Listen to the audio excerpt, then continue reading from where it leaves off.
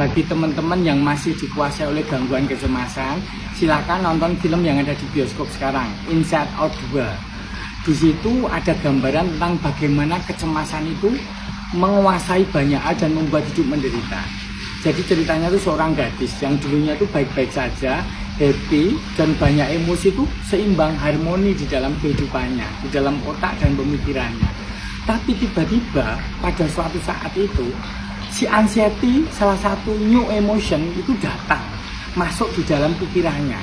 Bersama dengan si embarrassment, si malu, dan kemudian si mager dan sinis itu masuk ke dalam kepalanya dan menguasai, mendominasi pemikiran dan emosi yang lain. Dan kemudian makin lama makin menguasai, yang dulunya itu dipimpin oleh si Joy, si gadis, kepalanya si gadis ini dipimpin oleh si Joy, kegembiraan, bersama dengan si sad, kesedihan, si disgust, kejijian, maupun si sad, si angry, kemarahan. Itu mereka ini dikurung dan kemudian ditempatkan oleh si anxiety ini di pojok bawah sadar yang dalam sekali di bawah otak, bawah sadarnya. Kemudian oleh polisi moral yang disuruh oleh si anxiety ini, mereka tidak boleh keluar dari ruangan penjara bawah sadar pikiran tadi. Dan akhirnya hidup si gadis akhirnya menjadi kacau karena dia hidupnya selalu mengantisipasi masa depan terlalu berlebihan. Jadi apa yang belum terjadi itu entah esok, lusa, minggu depan, kemudian sikap teman-temannya, apa yang akan terjadi. Jadi semua percabangan kemungkinan yang ada itu dipikirkan semuanya, termasuk pendapat-pendapat orang lain, termasuk apa saja risiko, konsekuensi itu dipikirin semuanya.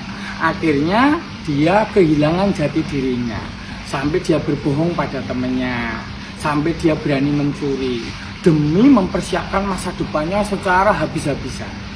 Akhirnya dia lelah badan dan lelah pikiran, nggak bisa tidur, dan akhirnya dia jatuh dalam gangguan cemas mendekati mau gila.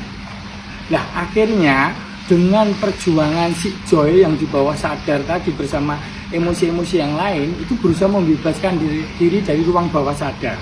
Kemudian mereka berhasil naik ke pusat kesadaran, kemudian mulai peran dari si anxiety ini disingkirkan pelan-pelan. Anxiety ditempatkan di tempat yang semestinya, hanya sesekali aja dia dimunculkan.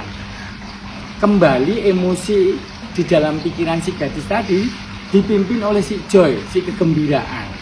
Ya akhirnya hidupnya si gadis tadi menjadi lost lagi, menjadi bebas, merdeka dan damai lagi.